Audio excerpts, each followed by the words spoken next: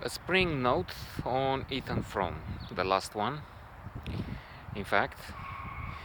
And it is interesting because most of the action, so to say, in Ethan Frome takes place in winter. And it is, for most of the novel, a rather bleak atmosphere.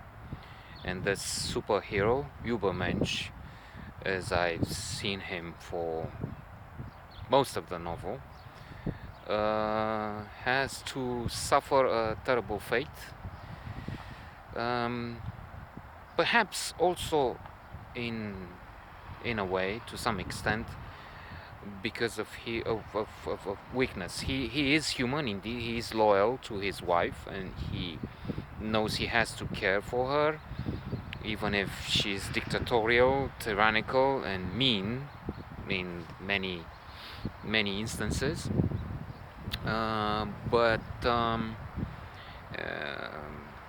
as I said, 95% of the book, I thought this is the ultimate hero, a Romeo, uh, Tristan, the Spider-Man for our day and age, in the sense that he has this wonderful power. He has to care for so many members of his family, his wife, father, and then his mother, and resist on a farm that is not working well. He can barely keep his head over water. And he has this wife who keeps pretending that she's sick and she needs more medicine and she needs this and that. Ultimately, she needs someone else, not Matty. And that's the final blow. That's the nadir. That's terrible. On the other hand, I will not say anything. There's no spoiler alert, and I can't talk about the end. But I can still say this: I am confused. In in a way, I don't know what to think anymore because um, people change so much in this book from one point on, and there's a quandary here. I mean, I don't know. Do we change so much? Is it possible for someone to become a completely different person? Is this a case of adaptation, but in a twisted, wrong manner? I know from positive psychology and psychology classics that we have this phenomena called hedonic adaptation.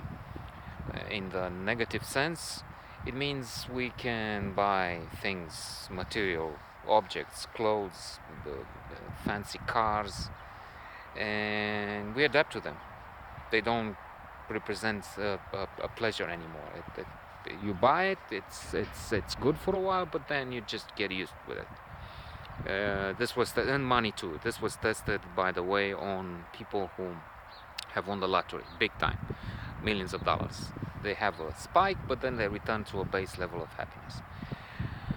And the positive aspect would be that in accidents, even when people have a disability as a result, still they can adapt and then they come to a fixed level of happiness, the one they had before.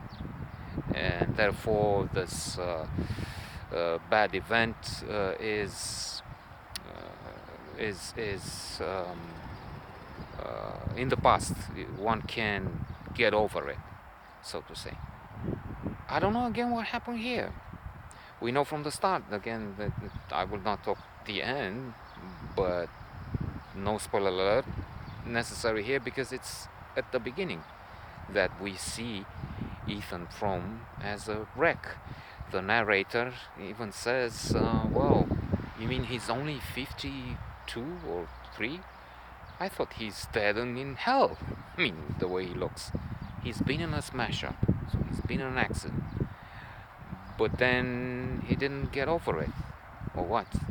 What about his family?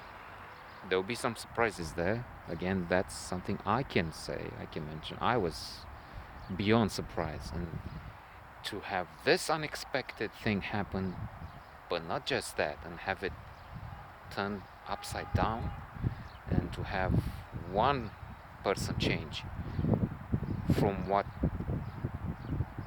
the person was before to a completely different character, so to say, but not just one, two.